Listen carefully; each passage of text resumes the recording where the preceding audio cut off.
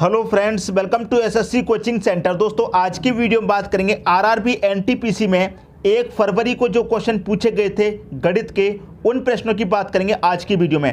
तो maths analysis का video है दोस्तों।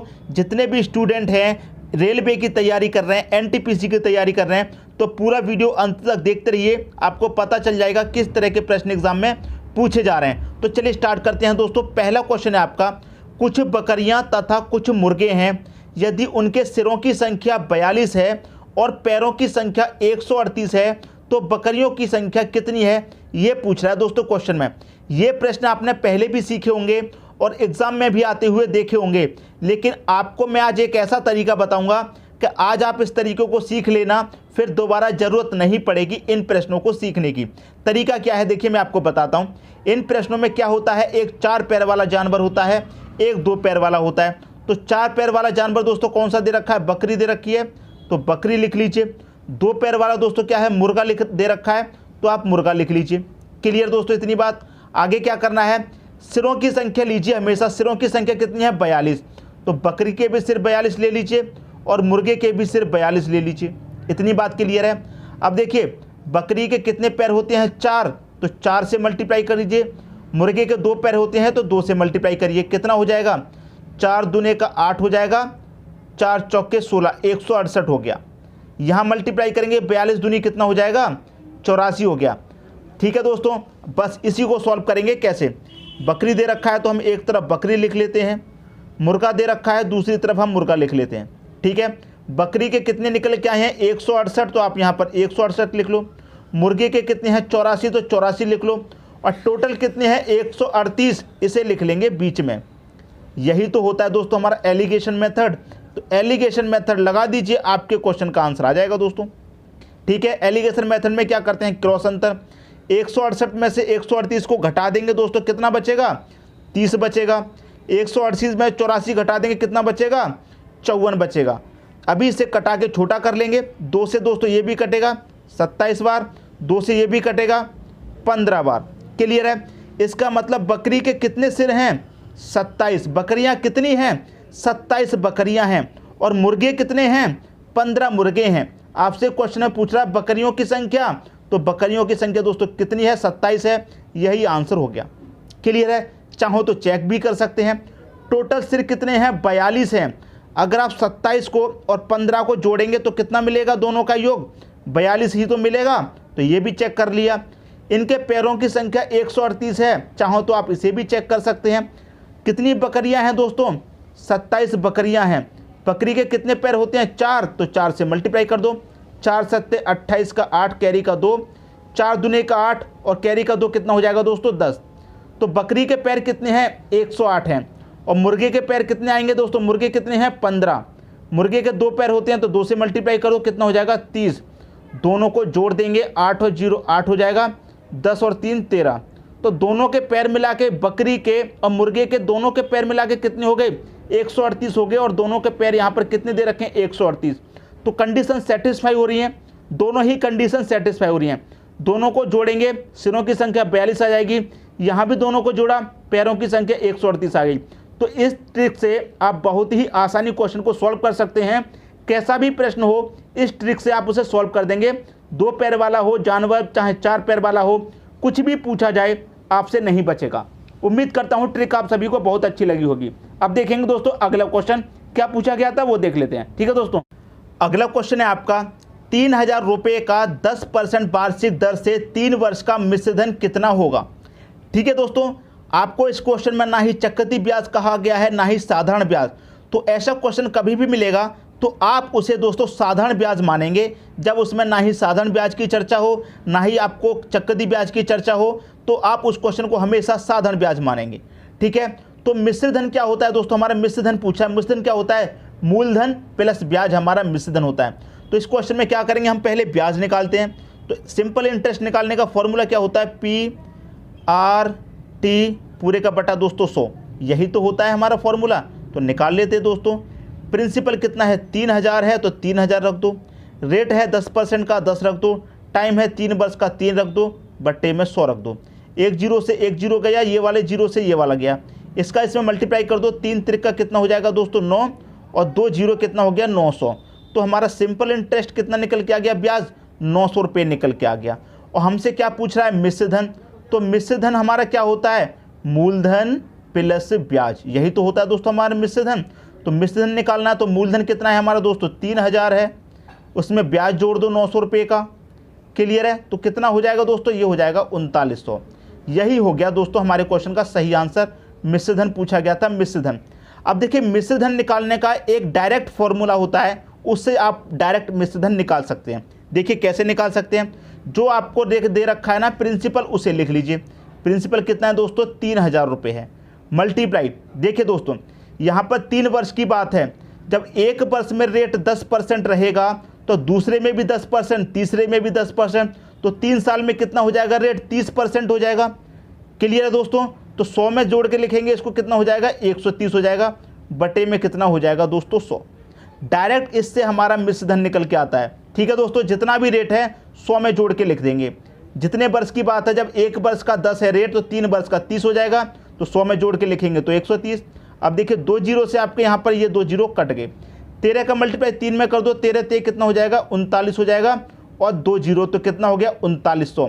यहाँ भी मिश्र धन 3900 आया था, यहाँ भी 3900 आ गया। तो मिश्र धन निकालने का ये डायरेक्ट फॉर्मूला है, डायरेक्ट प्रिंसिपल लिखिए, जो भी रेट है वर्ष में मल्टीप्लाई करके 100 में जोड़ के लिखेंगे बट्टे 100, आपका आंसर आ जाएगा दोस्तों, डायरेक्ट आपका मिश्र धन निकल के आ जाएगा। क्लियर दोस्तों, उम्मीद करता हूं सभी को अच्छे तरीके से समझ में आ गया होगा। अब देखेंगे अगला क्वेश्चन क्या पूछा गया था एग्जाम में, वो देख लेते हैं। ठीक है दोस्तों, अगला क्वेश्चन है आपका 6000 रुपये का 10% वार्षिक दर से 3 वर्ष का मिश्र धन एवं 8000 रुपये का 8% की दर से 3 वर्ष का मिश्र धन का अंतर ज्ञात करना है। यहाँ भी मिश्र धन निकालना है और यहाँ भी मिश्र धन निकालना है, दोनों का क्या कर देना है, हमें अंतर कर देना है। तो दोस्तों मैंने अभी आपको फॉर्मूला बताया है डायरेक्ट मिश्र धन निकालने का। कैसे निकालेंगे, जो आपका प्रिंसिपल है उसे रख दीजिए, मल्टीप्लाई रेट कितना है 10, जब एक वर्ष का 10 है, समय कितना है 3, तो कितना हो जाएगा 30% हो जाएगा। 10 का 3 मल्टीप्लाई कर देंगे 30, इसी को 100 में जोड़ के लिखेंगे, कितना हो जाएगा 130 बट्टे में 100। अंतर करना है तो अंतर वाला साइन ले लेंगे दोस्तों। क्लियर है, यहाँ पर कितना प्रिंसिपल है 8000 है, तो 8000 ले लीजिए, मल्टीप्लाई एक वर्ष का हमारा 8% है रेट, तो 3 वर्ष का कितना हो जाएगा 8 या 24, इसे 100 में जोड़ के लिखेंगे तो कितना हो जाएगा 124 बट्टे में कितना आ जाएगा दोस्तों 100 आ जाएगा। क्लियर दोस्तों, इतनी बात, इसी को सॉल्व कीजिए। 2 जीरो से दोस्तों आपके यहाँ पर 2 जीरो कट गए, ये वाले जीरो से ये वाला जीरो गया, इस वाले जीरो से इस वाला जीरो गया। क्लियर दोस्तों, इनका कर लेंगे दोस्तों हम मल्टीप्लाई। क्लियर है, इसका मल्टीप्लाई करेंगे 13 छिंग 78 होता है, कितना होता है दोस्तों 13 छिंग 78 और 2 जीरो। इसको सॉल्व किया तो हमारा 7800 मिल गया। इसको सॉल्व करेंगे दोस्तों, 8 का मल्टीप्लाई 4 में करेंगे, 8 चौके कितना हो जाएगा दोस्तों 32 हो जाएगा। कितना हो जाएगा 32 का 2 कैरी का 3, 8 दूनी 16 कैरी का 3 19 हो जाएगा, तो 19 का 9। 8 का मल्टीप्लाई 1 में करेंगे, 8 एकम 8 और कैरी का मीनिंग कितना हो जाएगा दोस्तों 9 हो जाएगा। और ये जीरो है तो ये जीरो कहाँ जाएगा दोस्तों, लास्ट में आ जाएगा। इनका क्या करना है हमें अंतर, इसका भी मिश्र धन निकल के आ गया, इसका भी मिश्र धन, दोनों का मिश्र धन निकल के आ गया, दोनों का क्या करना है अंतर। अंतर का मतलब क्या होता है, ज़्यादा में से कम को घटा देते हैं।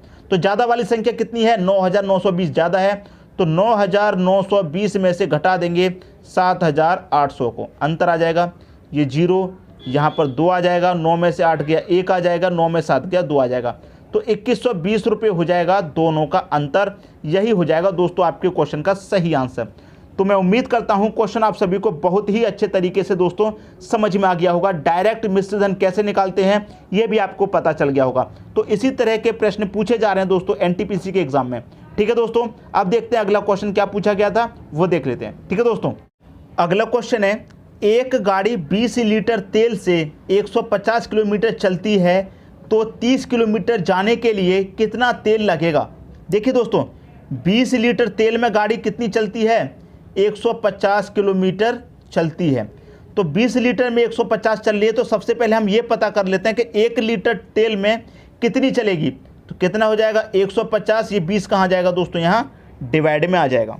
इतनी बात दोस्तों यहाँ पर क्लियर है। तो इसे हम सॉल्व करेंगे तो कितना आ जाएगा दोस्तों, 0 से 0 कटा, 2 से 15 काटूंगा मैं, 7.5 आ जाएगा। मतलब 1 लीटर तेल में वो 7.5 किलोमीटर चलती है। ठीक है, तो हमें चलना कितना है दोस्तों, 30 किलोमीटर चलना है। 300 नहीं दोस्तों, यहाँ पर 30 किलोमीटर हमें चलना है। 1 लीटर में चल रही है 7.5, तो 3 कितने में चलेगी? 7.5 से आप डिवाइड कर दो।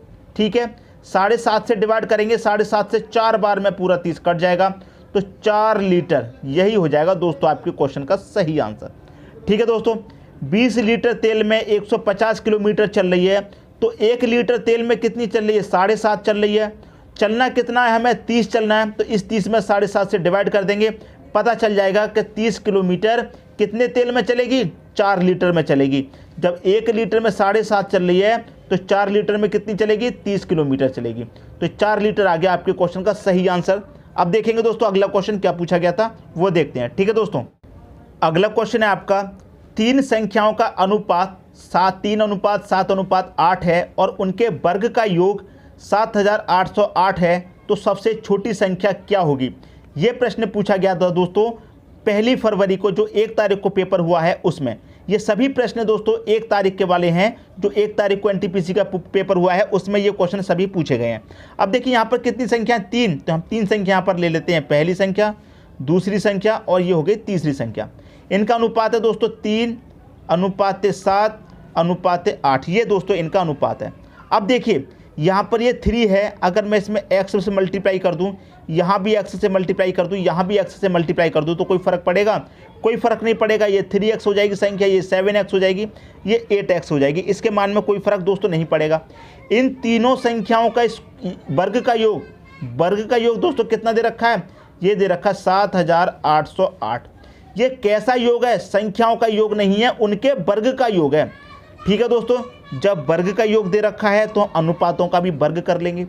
क्लियर है? तो 3 का वर्ग करेंगे कितना हो जाएगा? 9, और x का वर्ग करेंगे तो x² अनुपात है। 7 का स्क्वायर 49, x का वर्ग करेंगे तो x² अनुपात है। 8 का स्क्वायर करेंगे दोस्तों 64, x का होगा साथ में तो x²।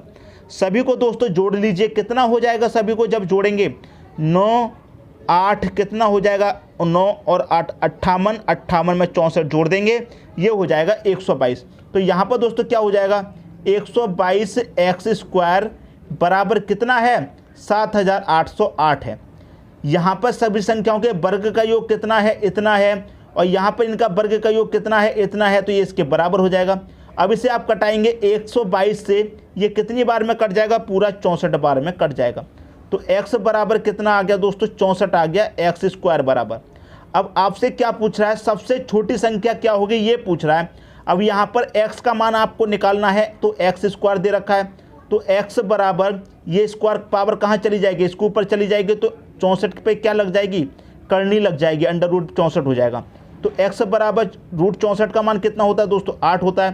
तो x की वैल्यू पता चल गई आपको कितनी है? 8 है। सबसे छोटी संख्या पूछ रहा है, तो जो अनुपात में सबसे छोटा होगा वही छोटी संख्या है। अनुपात में सबसे छोटा 3 है, तो 8 का मल्टीप्लाई 3 में कर दो, कितना हो जाएगा? 8 × 24। यही हो गया दोस्तों आपके क्वेश्चन का सही आंसर। क्लियर दोस्तों? उम्मीद करता हूं क्वेश्चन बहुत अच्छे तरीके से समझ में आ गया होगा। अब देखेंगे दोस्तों अगला क्वेश्चन। अगला क्वेश्चन है, अंश में 30% की वृद्धि करने पर तथा हर में 65% की वृद्धि करने पर भिन्न 4/5 है, तो मूल भिन्न क्या थी? देखिए दोस्तों, भिन्न क्या होती है? a/b, ये होती है दोस्तों आपकी भिन्न। इतनी बात आपकी क्लियर है? तो इसमें a क्या होता है? आपका अंश। b क्या होता है? नीचे वाली संख्या होती है हर। अंश में क्या हो रहा है दोस्तों? 30% की वृद्धि हो रही है। कितने की वृद्धि हो रही है? 30 की वृद्धि हो रही है, तो 100 में 30 जोड़ के लिखेंगे तो कितना हो जाएगा? 130 हो जाएगा। हर में क्या हो रहा है? हर में 65% की वृद्धि हो रही है, तो 100 में 65 जोड़ के लिखेंगे, कितना हो जाएगा? 165 हो जाएगा। तो बराबर भिन्न कितनी हो जाती है? 4/5 हो जाती है, तो 4/5 लिख लीजिए। क्लियर है? अब देखिए यहाँ पर संख्याओं को मैं कटा करके छोटा कर लेता हूँ। ये कट जाएगा 5 एकम 5, और 5 से कटाएंगे तो कितनी बार में कटेगा? 5 × 15, एक बचेगा 15, 5 × 15। यहाँ मैं इसे कटा लूँ 2 से, तो 2 से कट जाएगा 2 बार में, और 2 से इसे कटाऊंगा तो ये कट जाएगा 65 बार में। तो दोस्तों ये कितना हो गया? a × 65 हो गया, बटे में b × 33 हो गया, बराबर 2/1 हो गया। अब दोस्तों क्या होगा? इसका क्रॉस मल्टीप्लाई हो जाएगा, तो a/b बराबर 33 का मल्टीप्लाई हो जाएगा दोस्तों 2 से, तो कितना हो जाएगा? 33 दूनी 66। 65 का हो जाएगा 1 से, तो कितना हो जाएगा? 65। तो a का मान कितना है दोस्तों? 66 है। b का कितना है? 65 है। आपसे पूछ रहा है मूल भिन्न क्या थी, तो मूल भिन्न थी दोस्तों 66/65। यही आ जाएगा आपके क्वेश्चन का सही आंसर। मूल भिन्न क्या है दोस्तों? 66/65। यही आपके क्वेश्चन का दोस्तों सही आंसर है। ठीक है दोस्तों, अब देखते हैं अगला क्वेश्चन। अगला क्वेश्चन है 15 व्यक्ति किसी कार्य को 20 दिन में कर सकते हैं, तो 20 व्यक्ति इस कार्य को कितने दिन में करेंगे? मैंने एक फॉर्मूला बताया है दोस्तों आपको M1 D1 T1 वाला, उस फॉर्मूले से ये क्वेश्चन सॉल्व होगा। तो मैं डायरेक्ट यहाँ पर कर देता हूँ। कितने व्यक्ति हैं? 15। कितने दिन में कर रहे हैं दोस्तों? 20 दिन में कर रहे हैं। ठीक है, बराबर बाद में कितने व्यक्ति हो गए? 20। कितने दिन में करेंगे नहीं पता, उसे हम x मान लेते हैं। तो 20 से 20 यहाँ पर कट जाएगा, कितना बचेगा? 15 बराबर x। तो x की वैल्यू कितनी आ गई? 15। x हमने क्या माना था? कितने दिन में करेंगे? तो 15 दिन में करेंगे। यही हो जाएगा आपके क्वेश्चन का दोस्तों सही आंसर। ठीक है दोस्तों, समझ में आ गया। इसी तरह के प्रश्न एग्जाम में पूछे जा रहे हैं। अब देखते हैं कौन सा प्रश्न पूछा गया था, वो देख लेते हैं अगला क्वेश्चन। ठीक है दोस्तों,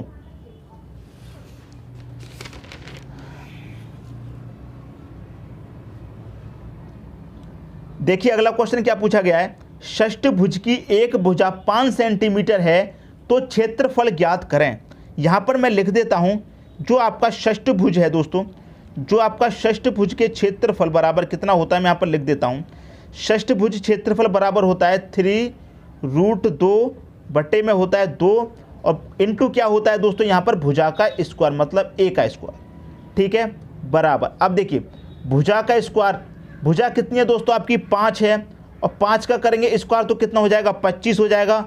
और 25 का मल्टीप्लाई 3 में करेंगे तो ये कितना हो जाएगा? 75 हो जाएगा। बटे में कितना? 2 है, और रूट में कितना है दोस्तों? 2 है।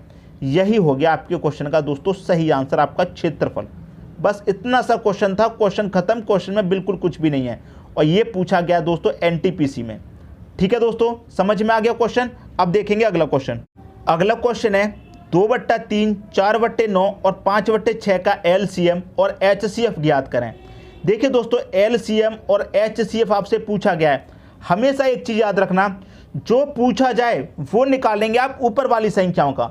LCM पूछ रहा है तो ऊपर वाली संख्याओं का LCM निकालेंगे।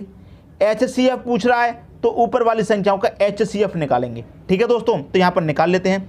LCM पूछ रहा है तो हम क्या करेंगे? ऊपर वाली संख्याओं का LCM निकालेंगे। तो 2, 4 और 5 का LCM दोस्तों कितना होगा? 20 होगा। क्लियर है? ऊपर वाली संख्याओं का LCM निकाल लिया। LCM पूछ रहा है, ऊपर वाली संख्याओं का LCM निकाल लिया, नीचे वाली संख्याओं का HCF निकालेंगे। ठीक है, तो 3, 9, 6, वह बड़ी से बड़ी संख्या कौन सी है जो इन तीनों को डिवाइड कर रही है? 3 से 3 भी कटेगा, 3 से 9 भी कटेगा, 3 से 6 भी कटेगा, तो 3 हो गया दोस्तों आपका HCF। तो ये निकल के आ गया दोस्तों आपका LCM। जो पूछ रहा है वो आप ऊपर वाली संख्याओं का निकालेंगे। ठीक है, नीचे वाली संख्याओं का दूसरा निकालेंगे। अब यहाँ पर HCF पूछ रहा है तो ऊपर वाली संख्याओं का HCF निकालेंगे। तो इनका HCF क्या होगा? वह बड़ी से बड़ी संख्या कौन सी है जो इन तीनों को काट रही है? तो 1 से 2 भी कटेगा, 4 भी कटेगा और 5 भी कटेगा, तो 1 हो गया HCF। नीचे वाली संख्याओं का क्या निकालेंगे? LCM। तो 3, 9 और 6 का दोस्तों LCM कितना आएगा? वह छोटी से छोटी संख्या कौन सी है जो इन तीनों से कट जाएगी? तो यहाँ पर देखेंगे 3 से 9 कटेगा, 6 भी कटेगा, लेकिन 9 एकम 9 कटेगा। तो ये क्या हो जाएगा दोस्तों आपके क्वेश्चन का? यहाँ पर देखिए 3, 9 और 6, 3, 9, 6 का LCM लेंगे तो यहाँ पर आपका LCM हो जाएगा 18। 18 दोस्तों आपका 3 से भी कटेगा, 6 से भी कटेगा और 9 से भी कटेगा। आप सोचेंगे 9 LCM हो जाएगा, तो 9 LCM नहीं होगा, क्योंकि 6 से 9 आपका नहीं कटेगा, इसलिए। तो ये कितना हो गया दोस्तों? HCF हो गया दोस्तों आपका, HCF हो गया 1/18। LCM पूछा गया था तो ऊपर वाली संख्याओं का हमने LCM निकाला, नीचे वाली संख्याओं का HCF। HCF पूछ रहा है तो ऊपर वाली संख्याओं का HCF निकालेंगे, नीचे वाली संख्याओं का LCM। हमेशा याद रखना, जो पूछा जाए वो ऊपर वाली संख्या का निकालेंगे। ठीक है दोस्तों, समझ में आ गई बात। तो ये हो गया आपके क्वेश्चन का दोस्तों यहाँ पर सही आंसर। ठीक है दोस्तों, अब देखते हैं अगला क्वेश्चन। अगला क्वेश्चन है, A की आयु B की आयु से 3 गुनी है एवं C की आधी है, B की आयु 28 वर्ष है, तो A की आयु ज्ञात करें। ये क्वेश्चन बहुत अच्छा है। कितने व्यक्ति हैं दोस्तों? 3, A, B और C। 3 व्यक्ति हैं, A, B और C, 3 व्यक्ति हैं। क्या कह रहा है? जो A की आयु है B की आयु से 3 गुनी है, A की आयु B की आयु से 3 गुनी है। अगर B की 1 होगी तो ये 3 गुनी है, तो कितनी हो जाएगी? 3 हो जाएगी। ठीक है, एवं C की आधी है, जो ए की आयु है वो एक बी की 3 गुनी है और सी की आधी है, तो सी की 6 होगी तो सी की आधी कितनी हो जाएगी, ये 3 हो जाएगी। इतनी बात दोस्तों क्लियर है। यहाँ पर कह रहा है कि बी की आयु कितनी है, 28 वर्ष। जो बी की आयु दोस्तों कितनी है, 28 वर्ष। बी की आयु 28 वर्ष है, अनुपात में कितनी है, 1। तो 1 से अगर आप डिवाइड करेंगे तो कितना निकल के आएगा, 28 ही तो निकल के आएगा, तो 28 निकल के आ गया। किसका पूछ रहा है, ए की आयु ज्ञात करें, तो 28 का मल्टीप्लाई ए के अनुपात से कर देंगे, कितना हो जाएगा, ये हो जाएगा 3 अट्ठे 24 हो जाएगा, 24 का 4 कैरी का 2, 3 दूनी 6 और कैरी का 2 कितना हो जाएगा, 8। तो ए की आयु दोस्तों कितनी है, 84 वर्ष है। ये हो गया दोस्तों आपके क्वेश्चन का सही आंसर, ए की आयु 84 वर्ष है। सी की आयु पूछी जाए तो 28 का मल्टीप्लाई सी इससे 6 से कर देंगे तो सी की निकल के आ जाएगी। बी के अनुपात से करेंगे तो 28 का 28 ही निकल के आ जाएगा, तो बी की 28 दे रखी है आपको। तो उम्मीद करता हूं सभी को क्वेश्चन बहुत अच्छे तरीके से समझ में आ गया होगा। ठीक है दोस्तों, अब देखते हैं अगला क्वेश्चन। अगला क्वेश्चन है आपका, 7 साल में साधारण ब्याज मूलधन का 56% हो जाता है तो कितने वर्ष में साधारण ब्याज मूलधन के बराबर होगा। जो आपका साधारण ब्याज है वो कितना होगा, मूलधन के बराबर। अगर मूलधन आपका 100 है तो साधारण ब्याज भी कितना होगा दोस्तों, 100 रुपये होगा, तभी तो दोस्तों बराबर होगा। क्लियर है इतनी बात। अब देखिए 7 साल में कितना है रेट, 56%, तो 1 साल का कितना हो जाएगा, 56 है तो 1 साल का कितना हो जाएगा, 7 से डिवाइड कर देंगे, 7 अट्ठे 56, 8% का रेट हो गया 1 वर्ष का। क्लियर दोस्तों। तो रेट आपको पता है, ब्याज आपको पता है, मूलधन आपको पता है, आप निकाल लेंगे कितने वर्ष में, समय आप निकाल सकते हैं, क्योंकि साधारण ब्याज का फॉर्मूला आपको पता है क्या होता है, सिंपल इंटरेस्ट PRT/100, यही तो होता है दोस्तों। इसमें रख दीजिए, यहाँ पर सिंपल इंटरेस्ट साधारण ब्याज कितना दे रखा है आपको, 100, तो 100 रख देते हैं, बराबर प्रिंसिपल कितना है, प्रिंसिपल भी दोस्तों 100 है तो 100 रख दिया, रेट 8% है 8 रख दिया, टाइम पूछ रहा है, टाइम ऐसे रहने दो, बटे में कितना 100। अब देखिए 100 से 100 आपका यहाँ पर ये कट गया, ठीक है, 100 से 100 कट गया, 8 से इसे कटाऊंगा मैं, कितनी बार में कटेगा, 8 एकम 8, 2 बचेगा 20 हो जाएगा, 8 दूने का 16, 4 बचेगा नहीं जाएगा तो पॉइंट कितना हो जाएगा, 40, 8 पंजे 40, तो 12.5 वर्ष कितना आ जाएगा दोस्तों, 12.5 बराबर इधर कितना आया टी, तो 12.5 क्या है, वर्ष है, 12.5 वर्ष में हो जाएगा दोस्तों ब्याज मूलधन का बराबर, 12.5 वर्ष में। ये हो गया आपके क्वेश्चन का दोस्तों सही आंसर। तो मैं उम्मीद करता हूं जितने भी क्वेश्चन कराए हैं सभी क्वेश्चन आपको बहुत अच्छे तरीके से समझ में आ गए होंगे, और ये सभी प्रश्न 1 फरवरी को जो एनटीपीसी का एग्जाम हुआ है वहां से लिए गए हैं। ऐसे ही और प्रश्न देखने हैं तो कमेंट बॉक्स में जरूर बताइएगा दोस्तों। ठीक है दोस्तों, धन्यवाद।